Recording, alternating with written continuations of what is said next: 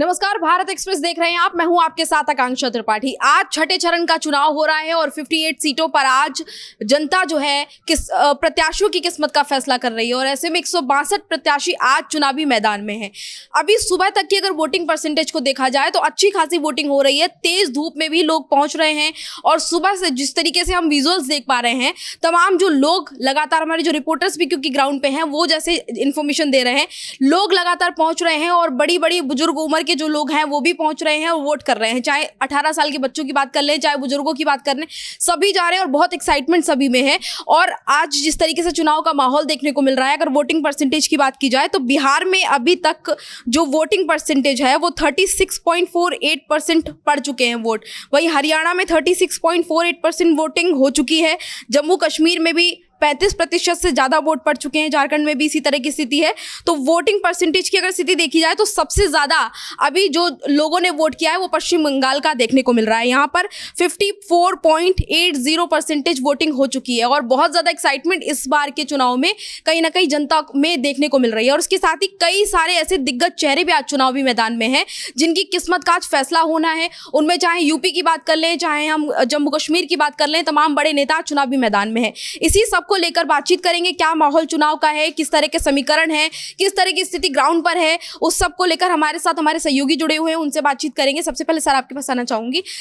जिस तरीके से माहौल अभी देखने को मिल रहा है, क्योंकि हर बार की वोटिंग के अकॉर्डिंग आज अगर देखा जाए तो पश्चिम बंगाल में 48% अभी तक का जो आ रहा है परसेंटेज वोटिंग का, तो क्या माने कि इस बार ज्यादा जनता वोट के लिए निकल रही है या फिर जिन जिलों में चुनाव है वहां पर उनके मुद्दे या फिर उनके जो प्रत्याशी है उनसे खुश होकर ज्यादा वोट करने के लिए लोग पहुंच रहे हैं? हाँ, और देखो सबसे जो चीज़ नोट डाउन करने वाली ये है कि मुझे लगता है कि जो शुरुआती जो 2 फेज थे, तो एक माहौल ऐसा लगा कि शायद वोटिंग परसेंटेज कम है, एक लोगों की उदासीनता है, लेकिन बाद में इलेक्शन कमीशन ने जो अपनी करेक्टेड जो अपडेटेड जो सूची जो जारी की उसमें वोट परसेंटेज ठीक ठाक था। हाँ, जहाँ तक माहौल और एक उसकी बात है तो जिस पट्टी में मतलब इधर आप देखेंगे कि अधिकतर सीटों पर बीजेपी यहाँ पर है, तो एक तरीके से आप मान सकती हैं कि लोगों में उत्साह है ना। अगर आप बंगाल की बात करें, यूपी की बात करें, बिहार की बात करें, और ये मुझे लगता है कि इसके बाद एक और फेज़ बाकी है। तो अभी तक मुझे लग रहा है कि एक राष्ट्रीय मुद्दा नहीं बन पाया है जैसा बनना चाहिए था, और मुझे लगता है कि शायद कई जगहों पर लोकल फैक्टर्स जो हैं हावी हैं और लोकल फैक्टर्स ने डोमिनेट किया है, और मुझे लगता है कि शायद एक ये कारण है कि वहाँ पर स्थानीय स्तर पर वोटिंग जो है बढ़ी है। बंगाल में क्योंकि देख पा रहे हैं हम लोग कि अच्छा खासा परसेंटेज बाकी राज्यों के अकॉर्डिंग देखने को मिल रहा है। अभी जो आंकड़ा आया वहाँ का परसेंटेज का, बंगाल में 54.80% वोट हुआ है। तो ऐसे में कहीं ना कहीं बंगाल के लोग जो हैं वो बाहर निकल रहे हैं, क्योंकि गर्मी अगर देखा जाए बाकी राज्यों के अकॉर्डिंग बंगाल में ज़्यादा पड़ती है। और इतनी तपती धूप में अगर वोट करने के लिए कोई जा रहा है, इसका मतलब वो अपने मुद्दों को समझ रहे हैं या फिर वो चाह रहे हैं कि उनकी मर्जी की सरकार बने या फिर उनकी मर्जी का जो प्रत्याशी है वो जीते। नहीं, देखिए बंगाल में आप जाएंगे तो वहाँ पे वोटिंग परसेंटेज हमेशा से मुझे लगता है कि 70-80 इस तरीके से रहा है। एज़ कम्पेयर टू अन्य राज्यों से आप तुलना कीजिएगा तो थोड़ा सा ज़्यादा रहा है। हाँ, इस बार ये है कि अभी जैसे दोपहर तक जो आपने ट्रेंड बताया, मुझे लगता है कि शायद ये 80% के आया, 80 से भी ऊपर ये चला जाए, तो दिखा रहा है कि वहाँ पर मतलब फाइट जो है बड़ी तगड़ी है। अगर उसमें अगर वोटर्स निकल रहे हैं और गर्मी को भी अगर ध्यान नहीं रख रहे तो हाँ, जैसे एक लोग क्या कहते हैं कि गर्मी है, लेकिन एक होता है ना कि नेता या जो पार्टियां वो कितना मोटिवेट कर पाते हैं, ये दिखाता है बंगाल में, वो चाहे पक्ष हो विपक्ष हो, है ना, कि लोग वहाँ पर चार्ज अप हैं और दोनों ओर से अपनी बात। हाँ बिल्कुल, क्योंकि सर आपने वोट किया है, आप भी आज गए थे वोट करने के लिए, आपको क्या लगा, क्या स्थिति वहां पर देखने को मिली थी? क्योंकि लोग आज पहुंच रहे हैं, दिल्ली में आज 7 सीटों पर चुनाव है, तो क्योंकि आपका दिल्ली का ही वोट है, तो आपका जो एरिया पड़ा उस जगह पे कैसा उत्साह देखने को मिला आपको? देखिए शुरू में आज सुबह से ही चूंकि गर्मी है, दिल्ली में 47-46 डिग्री तापमान है, तो उस वजह से लोग काफ़ी जल्दी आज वोट डालने कई सारे लोग आए थे जिनको कहीं ना कहीं रोज़मर्रा के काम में लगना है, चाहे ऑफिस जाना है या कहीं अपने काम पे जाना है, तो वो सुबह मॉर्निंग में आके लाइन में लगे और वो वोट डाल के चले गए।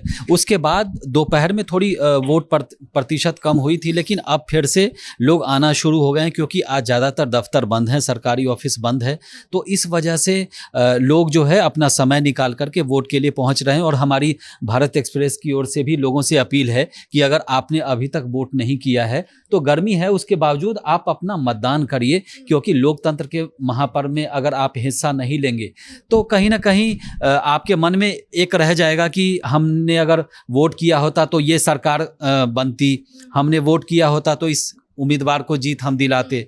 तो आप वोट करिए, बाकी चीज़ें बाद में है।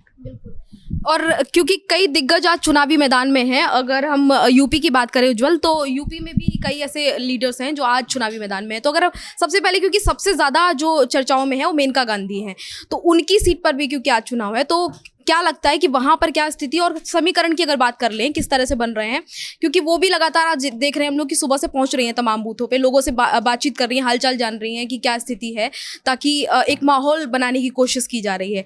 तो क्या अभी तक का लग रहा है कि कैसा माहौल वहाँ पर? सुल्तानपुर की अगर आप बात करो, यूपी की सबसे हॉट सीट है। एक चर्चा सुल्तानपुर को लेकर ये चल रही है कि मेनका गांधी बड़ा चेहरा है एनडीए की तरफ से। समाजवादी पार्टी यानी इंडिया ब्लॉक ने जो प्रत्याशी वहाँ पे उतारा है रामबुहाल निषाद को, लोगों के बीच ये बात है कि दोनों ही प्रत्याशी, क्योंकि दोनों बड़े नेता हैं, दोनों ही बाहरी हैं, लोगों के अंदर ये भी एक बात है। पिछली बार मेनका गांधी जरूर 14,000 वोटों से जीत पाई थी, उस टाइम सोनू सिंह वहाँ के एक बाहुबली छवि के नेता कहे जाते हैं, उनको हराया था। लेकिन आप देखो यूपी में जो इस बार के समीकरण है, आपने जब पहले चरण की वोटिंग देखी होगी, दूसरे चरण की वोटिंग देखी होगी, वोटिंग परसेंटेज नहीं बढ़ रहा था। उसके बाद अब मैं आपसे ऐसे कहूं कि बीजेपी की आप स्ट्रैटेजी को देखिए, जो मैं समझता हूं अपने अनुभव के हिसाब से कह रहा हूं। जैसे होता है ना, जिस तरीके से एक शक्तिशाली सरकार जब सत्ता में आती है तो वो खतरनाक होती है, वैसे ही कमजोर सरकार का सत्ता में आना भी खतरनाक होता है। तो उसे भी मतलब ये जनता की जिम्मेदारी है कि आप जिसे भी करो मजबूती के साथ सरकार सत्ता में आनी चाहिए। अब आप देखो बीजेपी की स्ट्रैटेजी जो मुझे लगती है वो क्या लगती है, पहले के 2 चरणों में 400 पार, और प्रधानमंत्री लगातार खड़े होकर के कह रहे थे कि 400 सीटें हमारी आ रही हैं। फिर एक नेगेटिव प्रचार कराया गया, ये लगा कि पार्टी हार की कगार पर है। उसके बाद आपने देखा होगा तीसरे और चौथे चरण के बाद वोटिंग परसेंटेज में कुछ उछाल आया, चाहे वो यूपी की बात करें, बिहार की बात करें, पहले और दूसरे चरणों के कंपैरिजन में। तो कई दफ़े पार्टी क्या करती है, अपनी स्ट्रैटेजी को ऐसे बनाती है कि जनता के बीच में, क्योंकि लोग निकल नहीं रहते, बीजेपी के कार्यकर्ताओं को ये लग रहा था कि नरेंद्र मोदी तो सत्ता में आ ही जाएंगे, एनडीए तो वापसी कर ही रही है, तो वो वोट डालने नहीं निकल रहे थे। ये नेगेटिव प्रचार कराया गया, जिसका फलसफा ये है कि वोटिंग परसेंटेज जो अभी बात कर रहे थे ना, ये बढ़ रहा है लगातार। ये भी एक स्ट्रैटेजी हो सकती है, जो मेरा अनुभव कहता है। और बीजेपी क्योंकि रणनीति के मामले में बहुत ज़्यादा स्ट्रांग है, अगर देखा जाए कि चाहे चुनाव की बात कर लें, चाहे हम मंत्रालय बांटने की बात कर लें, हर हाल में बीजेपी, अगर पंचायत चुनाव में भी अगर हम देखें तो बीजेपी हमेशा ये देखती है कि क्या फ़ायदा उसको होना है पार्टी को। और इस बार भी ये चीज़ देखने को मिल रही है कि रणनीति ऐसी बनाई, जैसे कि उज्जवल ने बताया कि ऐसा हो सकता है कि 400 पार चल रहा था काफ़ी समय से, लेकिन फिर वोटिंग परसेंटेज डाउन हुआ, और इसके बाद ये चर्चाएं भी चली कि बीजेपी हार सकती है, और अब वोटिंग परसेंटेज बढ़ रहा है। नहीं, देखो ऐसा है ना कि इसमें तो कहीं कोई दो राय नहीं है कि ये जो नई जो भाजपा है 2014 मोदी और अमित शाह के रिजीम की जो भाजपा है, वो पहले की जो भाजपा के मुकाबले जो है एक अलग इसका टेम्परामेंट है। ये हमेशा से अगर आप देखिएगा तो ये एक इलेक्शन मोड में रहते हैं, ये नहीं कि आज चुनाव है तो हम लग गए। अक्रॉस दी अमित शाह की ही हम बात करें, अध्यक्ष के तौर पर उस व्यक्ति ने लगभग भारत के सभी जिलों में मतलब वो शख्स हो गया, और 2 या 3 दिन वहाँ पर उसने प्रयास किया। जो इन्होंने पन्ना प्रमुख का एक मॉडल है बनाया, ग्रास रूट लेवल से कैसे चीज़ों को हम हमेशा अप टू डेट, तो वो तो अनपैरेलल है। अभी बूथ लेवल पे भी बड़ा एक्टिव रहते हैं ये लोग, क्योंकि हमने देखा जो बूथ जगह जगह जहाँ पे इलेक्शन के लिए लोग पहुंच रहे हैं, खाली पड़े हैं बाकी पार्टियों के बूथ, लेकिन बीजेपी के तमाम लोग वहां पर खड़े हैं, कार्यकर्ता खड़े हैं, उनको जिम्मेदारी दी गई है। बीजेपी का उसके लिए अभियान है बाकायदा, मेरा बूथ सबसे मजबूत, और वहां पर जो पन्ना प्रमुख है, जैसे एक वोटर लिस्ट में अगर 10 पन्ने हैं तो उसमें 10 पन्ना प्रमुख बनाया गया है। मतलब आप अगर पेज नंबर 1 के पन्ना प्रमुख हैं तो आपकी जिम्मेदारी है कि आपके जो 25 लोग चाहे 30 लोग हैं या 40 लोग हैं, आप उनको घर से लेकर के मतदान बूथ तक जाइए और उनको वोट डलवाइए। ये बूथ प्रमुख की जिम्मेदारी है। उसके बूथ प्रमुख के ऊपर होता है जो वहाँ का, उसके ऊपर भी प्रमुख है, उसके ऊपर बूथ अध्यक्ष है। तो इन सब का कोऑर्डिनेशन रहता है। उसके अलावा जो इनकी नज़र इलाके में उन लोगों पर भी रहती है जिन्होंने मतदान नहीं किया है। तो कई सारे जगह पे दिल्ली में आप आज देखेंगी कि वहाँ पर ई रिक्शा का प्रबंध बीजेपी ने किया है, ताकि उनके जो लोग हैं, उनके जो समर्थक हैं, चाहे सामान्य लोग भी हैं जिनका कुछ नहीं पता, उनको भी बूथ तक पहुंचा देते हैं कि आप चलिए वोट करिए। और सर आखिरी दिन आते आते जब वोटिंग समाप्त होने का टाइम आता है तो ये भी पूछा जाता है कि परसेंटेज कम क्यों हुए, और जो जिम्मेदार उस एरिया में होते हैं उनको फिर इसके बाद फटकार भी लगती है। हाँ, नहीं, अगर वोटिंग परसेंटेज वहाँ कम होता है तो मंडल अध्यक्ष से लेकर के बूथ प्रमुख तक और पन्ना प्रमुख तक सबकी जिम्मेदारी बनती है। उन सबको कहा जाता है कि आपने सही काम नहीं किया। हालांकि डायरेक्टली मीटिंग में नहीं कहा जाता, लेकिन निजीगत तौर पे सबको बताया जाता है कि आप लोगों ने अच्छा नहीं किया, इसीलिए पार्टी को वहाँ नुकसान झेलना पड़ा। बिल्कुल। और सर देखिए, क्योंकि अभी चुनाव में लोग निकल रहे हैं इस बार के फेज में, तो हर बार क्योंकि होता है कि पार्टियां ये कहना शुरू कर देती हैं ईवीएम में गड़बड़ और बहुत तरह की चीजें करना शुरू कर देती हैं। तो आज भी क्योंकि नेता तो हैं, वो तो बोलेंगे, तो ये चीजें चल रही हैं, इसका क्या असर, क्या जनता इन सब चीजों से अलग अपने आप को कर पा रही, क्योंकि ये चीजें कहीं ना कहीं भटकाती हैं लोगों को? देखो, ऐसा है ना कि ये बहुत लंबे समय से ये विमर्श जो है ना, जब से ईवीएम आया है तब से, जैसे कि एक टाइम था कि जब बीजेपी जब पावर में नहीं थी 2008-9 में, तो बीजेपी के भी कुछ लोग इस पे सवाल उठाते थे जब 2004-2009 के चुनाव हारने के बाद।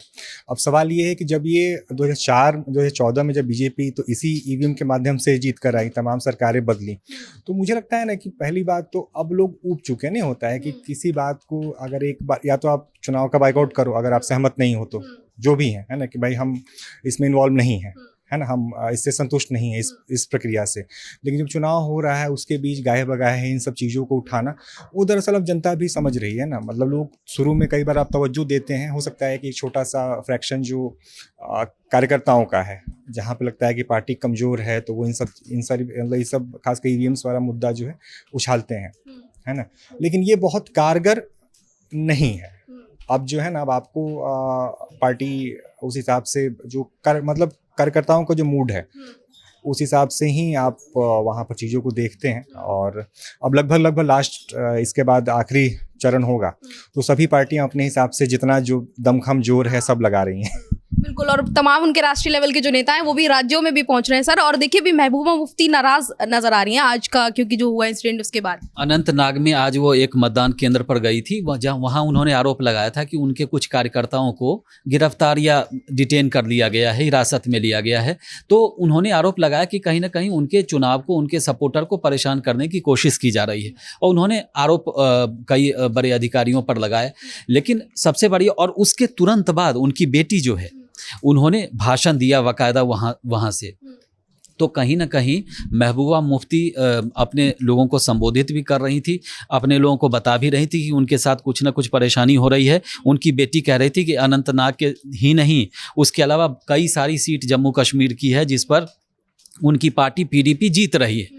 तो ये कुल मिलाकर के, लेकिन जम्मू कश्मीर में इसके अलावा भी दूसरी सबसे बड़ी और अच्छी बात है कि 1984 के बाद रिकॉर्ड मतदान हो रहा है वहाँ पे। ये जम्मू कश्मीर के लिए बहुत अच्छी बात है, लोकतंत्र के लिए अच्छी बात है। लेकिन बीजेपी कहती है कि चूंकि 370 हमने हटाया, वहाँ पर अमन चैन की वापसी हुई, लोग बेखौफ होकर के मतदान बूथ तक जा रहे हैं और वहाँ पर वोटिंग कर रहे हैं। वजह जो भी हो, वहाँ ग्राउंड रियलिटी बहुत अच्छे हालात हुए भी हैं, ये भी आप मान के चलिए। तो इसका फ़ायदा हुआ है, और कहीं ना कहीं वहाँ जो लोकतंत्र जमहूरियत है, वहाँ पर लोगों का भरोसा उसमें बढ़ा है। ये बहुत अच्छी बात है देश के लिए। और जम्मू कश्मीर वो जगह है जहाँ पर विकास के बहुत सारे आयाम रह गए थे, जो बीजेपी सरकार में वहाँ के लोकल लोग भी कहते हैं कि वहाँ अच्छा विकास हुआ है। और आम लोगों तक चाहे राशनिंग सिस्टम हो, चाहे केंद्र सरकार की जो जितनी भी योजनाएं हैं, उसका अब लोगों को लाभ मिल रहा है।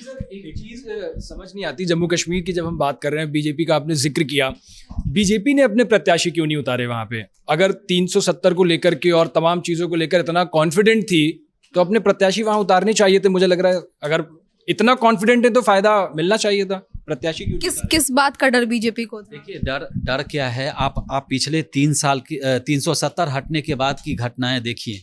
बीजेपी से जुड़ा जो भी नेता हुआ है, चाहे वो ग्राम प्रधान के लेवल पर, सबको टारगेट किलिंग की गई है बहुत सारे लोगों की। वो आप एक सीरीज देख लीजिए।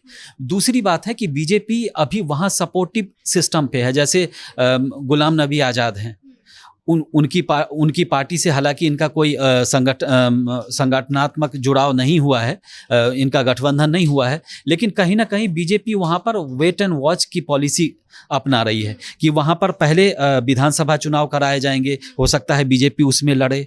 शुरुआत मतलब छोटे से करना चाहती है, रिस्क वहाँ बीजेपी नहीं लेना चाहती। कैसे? बीजेपी ने अभी अपना जो काम काज है वो बेहतरीन तरीके से लोगों को दिखा दिया है, और कहीं ना कहीं लोगों के मन में वो धीरे धीरे जगह बना रही है, क्योंकि हालात अगर बदले हैं तो वहाँ पर ये समझिए कि वहाँ सरकार कौन है इस समय? एलजी हैं, मनोज सिन्हा साहब हैं, तो लोगों को के मन में है कि बीजेपी की वजह से हुआ है, लेकिन बीजेपी तुरंत उसका फायदा चुनाव में नहीं लेना चाहती है। वो थोड़ा लॉन्ग टर्म मान के चल रही है कि पहले विधानसभा में कोशिश करेंगे, उसके बाद नेक्स्ट टाइम। हाँ, ये अभी भी जो है ना लॉन्ग टर्म का ही सोच के बीजेपी चली थी, और अभी भी क्योंकि इलेक्शन जो कर रहे हैं ये लोग, ये कहा जाता है बीजेपी की स्ट्रैटेजी जो है वो यही है कि आगे के इलेक्शंस के बारे में सोच के चलना। अगर 24 चल रहा है तो 24 के आगे तक का वो प्लान करके चल रहे हैं। महबूबा की आपने बात की, दरअसल ये चुनाव इस एंगल से बड़ा इम्पोर्टेंट है कि महबूबा मुफ्ती ने एक बयान दिया था कि घाटी में कोई झंडा उठाने वाला भी, तिरंगा उठाने वाला भी नहीं रहेगा। तो इस बात से जो है ना, जो अब हुआ अभी बात, तो वो पूरा कह रही हैं कि वोटिंग नहीं है, या हमारे कार्यकर्ताओं को, या मतलब सेटिस्फाई नहीं है ओवरऑल जो पूरी मतलब चुनावी प्रक्रिया आज के दिन चल रही है। तो ये बड़ा इम्पोर्टेंट है कि जैसे कि सर ने भी कहा कि हरशंकर जी ने कि भाई 1984 के बाद से, 1984 के बाद से भी सबसे इम्पोर्टेंट है कि पूरे अंतर्राष्ट्रीय जगत की नज़रें यहाँ पर लगी हुई थी अक्रॉस दी, मतलब पाकिस्तान या पूरी अंतर्राष्ट्रीय जो। तो ये इम्पोर्टेंट है कि जो वोटिंग परसेंटेज बारामूला, जो कश्मीर घाटी है, वहाँ पर जो गया है, तो ये अपना बहुत बड़ा एक मैसेज है 370 हटने के बाद से कि लोग जो था कि, और मुझे लगता है कि बीजेपी की, जहाँ तक आपने बात की, तो मुझे लगता है कि बीजेपी कभी कश्मीर घाटी में स्ट्रांग नहीं रही है। मतलब एक जो है ना ज़मीनी सच्चाई, हम कई जगहों पे ठीक है कि हम वहाँ पे लड़ते हैं, या लेकिन अगर साउथ की हम बात करें, कई जगहों पर एक बीजेपी एक मतलब हिस्टोरिकली भी या कभी भी उस तरीके से, तो जो अब तैयार नहीं होते हैं ना, तो हम अगर सीधे हम अगर उसमें कहें तो हम अपनी भद क्यों पिटवाएं, है ना। अगर हम कहीं पे तैयार नहीं हैं तो हो सकता है कि कई, जैसे इन्होंने नाम लिया गुलाम नबी आज़ाद की पार्टी का या कुछ और वहाँ पर है ना, तो उनको हम एक अनऑफिशियल अलायंस इसको हम कह सकते हैं कि वो ऑफिशियल नहीं है। प्रैक्टिस तो जारी है, हो सकता है कि आने वाले टाइम में कुछ हो, क्योंकि अभी राम मंदिर का भी जब चला था तो पूरे देश में इसको लेकर चर्चा हो रही थी, अलग अलग रिएक्शंस आ रहे थे। राम मंदिर के टाइम पे फारूक अब्दुल्ला का भी बयान आया था, और उन्होंने राम मंदिर के लिए एक पूरा गाना शायद गा के पोस्ट किया था, भजन गाया था। हाँ, तो कहीं ना कहीं वहाँ पे ये कहा जा सकता है कि स्ट्रॉन्ग करने की कोशिश की जा रही है बीजेपी। बिल्कुल, देखिए राम मंदिर और इन सब चीज़ों से तो किनारा नहीं कर सकते हो भारत जैसे देश में रह के, जहाँ बहुसंख्यक ही हिंदू हैं। तो आप इन चीज़ों को सोच के कि किसी धर्म पर आघात करके आप सत्ता हासिल कर लोगे, वो फिलहाल तो अभी क्या अगले 100 सालों में मुझे नहीं लग रहा भारत जैसे देश में संभव होगा। और आप देखो बीजेपी की जीत का सबसे बड़ा कारण ही क्या है, उसकी अपनी क्लियर आइडियोलॉजी, हिंदुत्व को लेकर बिल्कुल क्लियर कट स्टेटमेंट है। प्रधानमंत्री भी खड़े होकर मंच से किसी भी दूसरे धर्म के लिए जब कुछ कहते हैं तो उसमें बिल्कुल साफ को क्लियर दिखता है कि पीएम भी अगर बोल रहा है तो एकदम क्लियर आइडियोलॉजी है बीजेपी, और उसी बेसिस पे काम करती है। और इसीलिए आप देख रहे होंगे कि तमाम बड़े नेता बीजेपी के राम मंदिर के बाद अब मथुरा और इन सब की बात करने लगे हैं, जो कि आगे संभव हो भी सकता है जिस तरीके से राम मंदिर करके दिखाया। मैं चाह रहा था इस बार के चुनाव में 2 चीज़ों पर बात करनी और ज़रूरी है। मुद्दे क्या रहे इस चरण के आते आते, क्योंकि पहले चरण में आपने पहले दूसरे में देखा कई सारी विकास की बातें, और जो भी प्रधानमंत्री ने 10 साल किया आपने काम गिनाए। उसके बाद तीसरे चौथे चरण में आते आते मंगलसूत्र को लेकर के तमाम बातें शुरू हुई। फिर इस चरण में आते आते पाकिस्तान एक बड़ा मुद्दा बना जिस तरीके से, और उसके बाद केजरीवाल और इन सब, अभी प्रधानमंत्री बॉर्डर स्टेट भी कल गए थे, हिमाचल प्रदेश और पंजाब, लगातार पाकिस्तान की बातें हो रही हैं। केजरीवाल जब से बाहर आए हैं, आप एक चीज़ देखो, बीजेपी को वॉक ओवर भी कभी कभी मिल जाता है बिना मेहनत किए। वो कैसे, आप देखो केजरीवाल जब से बाहर आए हैं, दिल्ली के अंदर जब केजरीवाल जेल में थे 2 बड़ी संयुक्त रैलियां हुई, एक दिल्ली में हुई, एक शायद महाराष्ट्र में हुई थी। सुनीता केजरीवाल, हेमंत सोरेन की पत्नी, सभी लोग उसमें शामिल थे। अरविंद केजरीवाल जब से जेल से बाहर निकल करके आए हैं, क्या आपने राहुल गांधी और अरविंद केजरीवाल की एक भी संयुक्त रैली देखी? नहीं देखी होगी। लगातार राहुल गांधी कह रहे हैं कि इस बार कांग्रेस, जो मैं वोट दूंगा वो आपके प्रत्याशी को दूंगा, आप अरविंद केजरीवाल कांग्रेस के प्रत्याशी को देंगे। और इतिहास में शायद पहली बार होगा जब राहुल गांधी या कांग्रेस सोनिया गांधी ने अपने प्रत्याशी को वोट ना देके आम आदमी पार्टी के प्रत्याशी को वोट दिया होगा। तो ये कांग्रेस की अपनी स्ट्रैटेजी हो सकती है, आम आदमी पार्टी की हो सकती है। लेकिन जब आप धीरे धीरे हरियाणा से गुजरते हुए पंजाब में पहुंचोगे, अरविंद केजरीवाल प्रचार करने जाते हैं तो वो कांग्रेस के लिए नहीं कहते, बीजेपी को करके निकल आते हैं, क्योंकि वहां पे अलग अलग कैंडिडेट्स लड़ रहे हैं। क्लैरिटी नहीं है उन पार्टीज में। और प्रॉब्लम एक ये भी, हाँ कैसे बना है? हाँ, प्रॉब्लम एक ये भी आ रही है कि भले ही इन्होंने ये कर दिया कि मोदी को हराने के लिए हम सब एक मंच पे इकट्ठे हो गए, पर अंदर अंदर में दिल नहीं मिले हैं। और बीजेपी के साथ ये क्लैरिटी है तो लोग ना ये कर पा रहे हैं कि अच्छा ठीक है, जब समाजवादी पार्टी मिल गई है, इंडिया अलायंस में आ गई है, लेकिन समाजवादी पार्टी के साथ भी कुछ चीज़ें ऐसी शुरू में देखने को मिली थी। अब केजरीवाल के साथ भी सेम दिल्ली में देखने को मिल रहा है, और भी ममता बनर्जी के साथ भी प्रॉब्लम्स क्रिएट हुई हैं। तो कहीं ना कहीं लोगों के बीच कंफ्यूजन भी जा ही रही है। एक मैसेज ये जा रहा है कि आप खुद कंफ्यूज हैं, तो आप लोगों को क्या बोलेंगे? और देखो यहाँ पे दो बड़ा इंटरेस्टिंग पॉइंट, एक वर्ड होता है नेचुरल अलायंस, है ना, एक ही नैसर्गिक अलायंस नहीं है, जो कि वैचारिक रूप से नहीं होता है। कई लेवल पे अलग अलग इनके मतभेद हैं। मतलब एक होता है ना कि सिर्फ हमें किसी को हराना है, आप समझो, एक है कि हमें किसी को हराना है इसलिए हम एकजुट हुए हैं।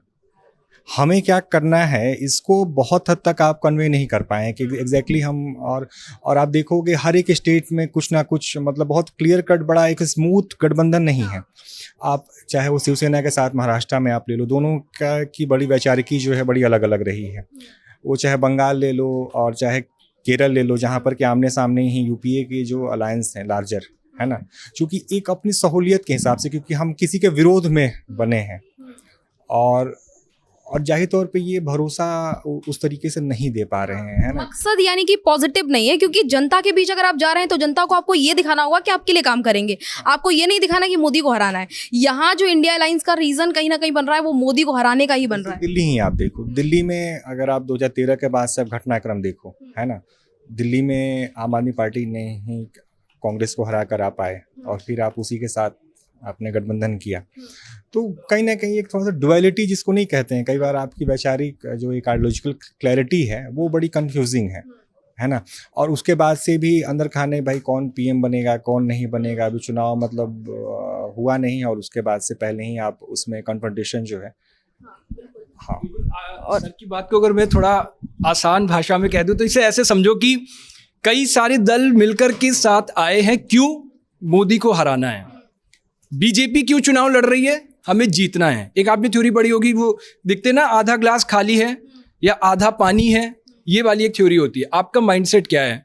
जो इंडिया अलायंस है वो नेगेटिव माइंडसेट के साथ है कि हमें किसी को हराना है, और उस एक पर्टिकुलर बंदे की इमेज सामने रखी है। लेकिन एनडीए जब चुनाव लड़ रही है तो वो इस बेसिस पे लड़ रही है कि हमें जीतना है। ये पॉजिटिव माइंडसेट है, बस माइंडसेट। और ये जनता डिसाइड करेगी कि होना क्या है। एक और कंफ्यूजन है इनका आपस में कि दिल्ली में तो इनका गठबंधन हो गया, लेकिन पंजाब में दोनों गठबंधन में नहीं है। मतलब अरविंद केजरीवाल जो है वो अपने पार्टी के लिए करेंगे और राहुल गांधी अपनी पार्टी के लिए करेंगे, दोनों एक दूसरे के खिलाफ तो बोलेंगे। कंफ्यूजन भी जनता के अंदर है कि चल क्या रहा है, क्योंकि अगर पंजाब में स्थिति है तो फिर दिल्ली में क्या स्थिति है, फिर वहां पे भी कंफ्यूजन क्रिएट हो रही है लोगों दिल्ली में भी शुरू में हुआ था, अभी भी ये बताने की कोशिश कर रहे हैं। लेकिन आप देखिए एक मंच पर अरविंद केजरीवाल और राहुल गांधी दिल्ली के किसी सभा में दिखे हैं आपको? नहीं दिखे हैं। हालांकि अरविंद केजरीवाल जी को मैंने बोलते सुना था कि वो कह रहे थे कि हमारा संयोग नहीं बन पाया क्योंकि उनका जिस दिन कार्यक्रम था हमारा कार्यक्रम कहीं और था। लेकिन ये कहने से बात नहीं बनेगी, क्योंकि जनता को आपको बताना पड़ेगा कि हम साथ साथ हैं। सिर्फ चुनावों में और पोस्टर में 4 जगह लिख देने से कुछ नहीं होता। तो कहीं ना कहीं कन्फ्यूजन है। हमने दिल्ली के वजीराबाद में एक शो भी किया था, जो इसी प्रोग्राम में हमने दिखाया भी था। तो वहाँ पर आम आदमी पार्टी का कोई भी नहीं आया, क्योंकि वो सीट जो है कांग्रेस के पास है।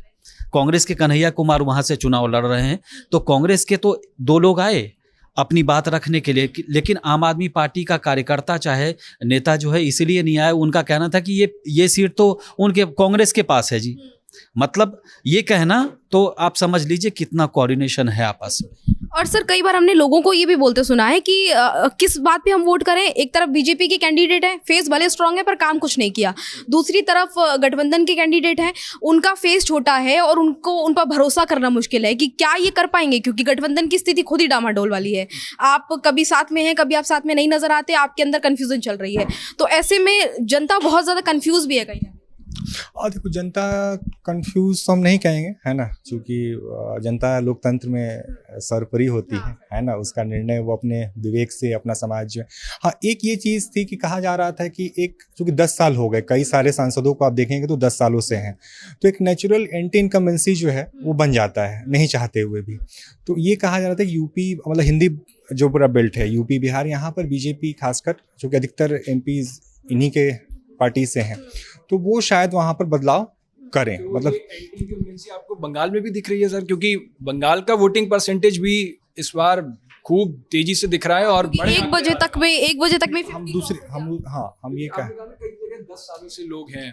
बंगाल में भी ऐसा है, कई टीएमसी के सांसद जो 10-10 सालों से हैं। तो बंगाल में कई एंटी इनकम्बेंसी का वो तो नहीं दिख रहा कि उसमें थोड़ा सा जैसे क्या होता है ना कि बंगाल की तासीर दूसरी है, हर एक राज्य की तासीर अपनी होती है।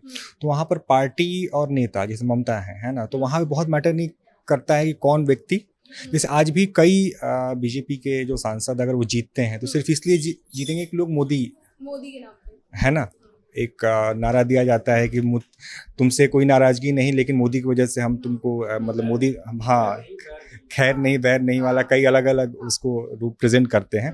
तो सिर्फ इसलिए जीत जाएंगे कि हाँ, इसमें जाहिर तौर पर एंटी इनकम्बेंसी आप नेचुरली होता है। आज 10 साल आप कहीं रहते हैं तो कुछ जगहों जैसे नहीं, मैंने कहा कि बंगाल, तो बंगाल की तासीर बड़ी दूसरी है। बंगाल की राजनीति को आप हिंदी बेल्ट की राजनीति से साथ, उत्तर भारत की राजनीति के साथ आप नहीं जोड़ सकते हैं, है ना। तो वहाँ पर चूंकि एक अलग मसला है, तो मुझे लगता है कि जनता अपने हिसाब से अपने, और हाँ, एक सबसे बड़ा जो मुद्दा रहा है कि कोई राष्ट्रीय मुद्दा नहीं बन पाया इस बार। एक नेशनल इशूज़ अगर आप देखोगे तो पूरे पहले चरण से या उसके बाद से भी बीच बीच में कई चीज़ें आई गई, कई चीज़ें। तो इससे क्या होता है कि जब नेशनल इशू नहीं बनता है तो लोकल फैक्टर्स जो है फिर काम करते हैं। बिहार में आप जाएंगे, यूपी में आप जाएंगे, कई बार सबसे बड़ा कास्ट इक्वेशंस है ना, कि बीएसपी ने कई जगहों पे किसी और को दिया है तो हो सकता है कि वो किसी को नुकसान करे, किसी को फ़ायदा करे। तो कास्ट इक्वेशन, लोकल फैक्टर्स जो होते हैं ना, कई बार स्थानीय सांसद से आप नाराज होते हैं, है ना, कई सारे।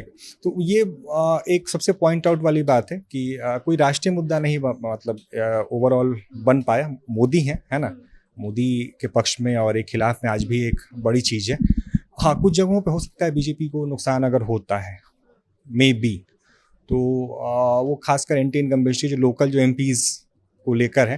क्योंकि एक बड़ी इंपॉर्टेंट चीज़ क्या है ना कि अभी भी कहीं पर ये नैरेटिव मतलब मोदी हटाओ अभियान या नैरेटिव कोई माहौल अगर आप देखिएगा तो छिटपुट लोग नाराज हो सकते हैं किसी बात को लेकर, लेकिन एक ओवरऑल कोई मोदी हराओ अभियान नहीं है कोई। अगर आप देखें कि मोदी को हमें हरा देना है तो हाँ, लेकिन ऐसा भी नहीं है कि कोई आंधी चल रही है। अगर 2009 या 14 को हम, हाँ, ये लेकिन हो मतलब एक होता है कि अंडर करंट, ये अंडर करंट 4 जून को पता लगेगा कि, क्योंकि कई बार वोटर साइलेंट होते हैं। ये यूपी के चुनाव में भी देखने को मिला था इससे पहले। सर, क्योंकि यूपी में जो स्थिति देखने को मिल रही है कि वायनाड से भी राहुल गांधी हैं और यूपी से भी हैं, तो अब यहाँ पर कंफ्यूजन ये बन रही है कि क्या वो आगे अगर वो अमेठी से जीतते हैं तो क्या वायनाड सीट को छोड़ेंगे, या फिर वायनाड से जीतते हैं तो क्या अमेठी सीट को छोड़ेंगे? देखिए, अंदर खाने की खबर ये आ रही है कि अगर रायबरेली से राहुल गांधी चुनाव जीतते हैं और वायनाड से भी जीतते हैं तो वायनाड सीट जो है प्रियंका गांधी वहां से चुनाव लड़ेंगी, राहुल गांधी वहां से इस्तीफा देंगे, और ये अंदर खाने की खबर है।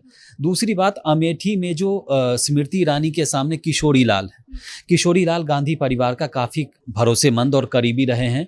आप पुरानी चीज़ें जब देखेंगे तो जब भी सोनिया गांधी या राहुल गांधी अमेठी जाते थे तो वहाँ पर वो किशोरी लाल आपको साथ में दिखेंगे। तो गांधी परिवार के भरोसेमंद हैं, लेकिन स्मृति ईरानी पिछले चुनाव में जीतने के बाद उन्होंने अपनी स्थिति बहुत अच्छी कर ली है, पकड़ बना ली है। कार्यकर्ताओं में भी उनकी अच्छी पकड़ मानी जाती है। इसके अलावे वहाँ पर जो पहले ये बात उठ रही थी कि लोकल और बाहरी का मुद्दा, तो लोकल तो दोनों में से कोई नहीं है, लेकिन इन्होंने, स्मृति ईरानी ने वहां पर घर भी खरीद लिया है वोटर्स। क्योंकि सर ये अक्सर कहते दिखे भी हैं कि स्मृति ईरानी तो घर बना लिया, क्योंकि वो लोगों के बीच पहुंच के ये बात बोल रहे हैं कि हम यहाँ के सांसद हैं और यही रहेंगे आपके बीच। और बीच बीच में वो जाति भी रहती हैं वहाँ पे। तो मुझे लगता है कि बीजेपी मतलब स्मृति ईरानी को अमेठी में हराना इतना आसान नहीं होगा। दूसरी चीज़, रायबरेली में राहुल गांधी का ये पारंपरिक सीट है। ऐसा नहीं है कि वो इससे पहले उनकी माता जी सोनिया गांधी उस सीट को उन्होंने छोड़ा है, राज्यसभा राजस्थान से आई हैं वो, तो कहीं ना कहीं पारंपरिक सीट है। वहाँ पर कार्यकर्ताओं में अच्छी पकड़ कांग्रेस की शुरू से रही है, तो वहाँ पर उनका ठीक है मामला, लेकिन वहाँ से भी जीतने की गारंटी नहीं है, क्योंकि अमेठी में भी हम यही मान रहे थे कि राहुल गांधी को कोई हरा नहीं सकता, लेकिन गढ़ से सेंध लगा दी कहीं ना कहीं। और क्योंकि रायबरेली में उनकी माँ भी पहुंची हुई थी प्रचार के लिए, है ना। गढ़ खानदान परिवार राजशाही कुछ नहीं होता। अब बात वही है ना कि राजा का बेटा राजा नहीं बनता लोकतंत्र में, ईवीएम से जनसेवक निकलता है। राजा वाला कॉन्सेप्ट चला गया, वो किसी जमाने में हुआ करता था। अब आप ये कन्नौज में देखो, अखिलेश यादव समाजवादी पार्टी अपना गढ़ कहती थी, राम मनोहर लोहिया वहां से सांसद रहे, मुलायम सिंह यादव रहे, अखिलेश यादव रहे। लेकिन वो लहर थी ना, मोदी लहर में गई वो सीट। देखिए ना, आप वोट पड़े और सुब्रत पाठक आए, उसका सुब्रत वो, हाँ, लेकिन वो उस समय मोदी लहर चल रही थी। अभी जब कन्नौज की स्थिति का अगर देखा जाए तो अभी स्थिति कुछ अलग है। हो सकता है कि इस बार समाजवादी पार्टी के पाले में जाए, क्योंकि सुब्रत पाठक कमजोर पड़ रहे हैं कहीं ना कहीं। इस तरह से देखा जा रहा है, क्योंकि वो पुरानी सीट है। गढ़ भले ना माना जाए कि उनकी माँ वहाँ पे रही है, तो जुड़ाव कहीं ना कहीं वोटर्स का हो जाता है कि अच्छा लगातार इन्होंने काम किया। अगर काम किया हुआ, काम के बेसिस पे अगर देखा जाए तो सोनिया गांधी क्योंकि अपने बेटे के लिए प्रचार के लिए पहुंची थी, उन्होंने कहा बेटा सौंप रही हूँ। स्थिति अगर वहाँ की देखी जाए तो अभी वहाँ का समीकरण किस तरह से देखने को मिल रहा है? आकांक्षा, कभी कभी होता है ना, आपके बहुत शॉर्ट टेम्पर्ड इमोशंस होते हैं, बहुत तेजी से चेंज होते हैं। कई दफे आप छोटी छोटी चीज़ों को नहीं, बहुत बड़ी चीज़ें देख रहे होते हैं लार्जर स्केल पे। ये लोकसभा का चुनाव है, विधानसभा का चुनाव नहीं है। अब दिल्ली में देखो, विधानसभा में आम आदमी पार्टी को इतनी बम्पर जीत मिलती है, मेयर इलेक्शन में इतनी बम्पर जीत मिलती है, लोकसभा इलेक्शंस में आप देखो बीजेपी इतनी तेजी से जीतती है। वही दिल्ली है, वही दिल्ली के वोटर्स हैं, लेकिन वोटिंग का फर्क है। तो ये आप नहीं कह सकते हो। आदमी देख रहा है लार्जर स्केल पे इंडिया की पोजीशन क्या है आज की डेट पे, इन चीजों को देख करके वोट दिए जा रहे हैं। मोदी का फेस भी देखा जा रहा है। फेस कौन सा है आप देखो। राहुल गांधी जरूर अपने आप को अब इम्प्रूव कर रहे हैं, अपने बोलने के लहजे में, अपनी बात रखने के तरीके में, मुद्दों को उठाने के तरीके में बहुत चेंजमेंट आया उनमें। लेकिन आप एक तरफ जब प्रधानमंत्री, आप यूँ कह लो नरेंद्र मोदी का फेस रखोगे ना, तो राहुल गांधी अभी उस तराजू पे बराबर पे नहीं तौलते हैं। मतलब एक तराजू पे 1 किलो का रखोगे तो ये आधा किलो रह जाएगा, ये वाला सीन है। तो अभी परिपक्वता की बात जो आती है ना, जब फेस दो मजबूत सामने खड़े होते हैं। और अभी कई सारे वोटर्स को मैंने सुना है हमारे यहाँ बातचीत में कि हम चलो बीजेपी से अपने सांसद से खुश नहीं है, सरकार की कुछ चीज़ें पसंद नहीं आ रही हैं, लेकिन मजबूत अपोजिशन में भी तो कोई नहीं है, वहां भी तो कोई मजबूत चेहरा नहीं है। इसलिए वो क्या करते हैं? ये सवाल 2014 से ही चलता आ रहा है कि मजबूत विपक्ष नहीं, और विपक्ष मजबूत ना हो तो इस तरह की स्थिति बनती है। और अभी जो माहौल देखने को मिल रहा है वो भी कुछ इसी तरह का है कि कंफ्यूजन लोगों के मन में इसको लेकर हो जाती है। अगर हम वोट करें, क्योंकि ये चुनाव लोकसभा का चुनाव है, तो कहीं ना कहीं मोदी का फेस सामने आता है, क्योंकि देश की बात हो जाती है और मुद्दा जो है वो बड़ा बन जाता है कि अच्छा राहुल गांधी का तो कोई मतलब ही नहीं बनता। दूसरी तरफ इंडिया गठबंधन है जहां पर पीएम का कुछ क्लियर नहीं कि कौन पीएम फेस होने वाला है। तो स्थिति अभी इस तरह की बनी हुई है। और छठे चरण के चुनाव की अगर बात की जाए तो इस चरण में बाकी चरण के अकॉर्डिंग अभी तक जो वोटिंग परसेंटेज देखने को मिला है उसमें कहीं ना कहीं बढ़त देखने को मिली है। तो ऐसे में कई तरह की बातें इसको लेकर कही जा रही हैं, लेकिन बहुत सारे दिग्गज इस बार चुनावी मैदान में है। क्या कुछ होने वाला है वो आगे जब वोट खोलेंगे उसके बाद पता चलेगा। सर कुछ बोलना चाह रहे हैं? दर्शकों को एक बड़ा इंटरेस्टिंग फैक्ट, मैंने आपने किशोरी लाल शर्मा की बात की, तो वो कोई बाहर के व्यक्ति नहीं है, वो उनकी फैमिली के ही हैं। वो इंदिरा गांधी के मैटरनल साइड से वो हैं, और राजीव गांधी के साथ वो यहाँ पर आए जब वो पहली बार चुनाव लड़ने के लिए आए, और फिर बाद में सोनिया गांधी के सांसद प्रतिनिधि भी रहे। हाँ बिल्कुल, और इसी वजह से उनको आगे बढ़ाने की कोशिश की गई ताकि उसका फायदा कहीं ना कहीं कांग्रेस को मिले। अब ये देखना होगा कि आने वाले समय में क्या होने वाला है। जब रिजल्ट आएगा तब पता चलेगा कि जनता का मूड क्या है, क्योंकि कई बार वोटर साइलेंट होते हैं और वो पता नहीं लग पाता है कि किसका क्या होने वाला है, किस पार्टी के फेवर में जाने वाली है इस बार की स्थिति। हालांकि छठे चरण का अगर देखा जाए तो बाकी चरणों के अकॉर्डिंग इस बार लोग घरों से निकले, जबकि इस बार गर्मी ज्यादा है। कई सारे इसके पीछे भी फैक्टर हैं, और इसी तरह की तमाम और अपडेट्स के लिए आप हमारे साथ जुड़े रहिए। और अगले चरण के चुनाव में भी हम इसी तरह से लाइव करेंगे और डिस्कशन करेंगे। आप कमेंट बॉक्स में जरूर बताइए आपको कैसा लगा हमारा ये लाइव सेशन। बहुत बहुत धन्यवाद आप सभी का।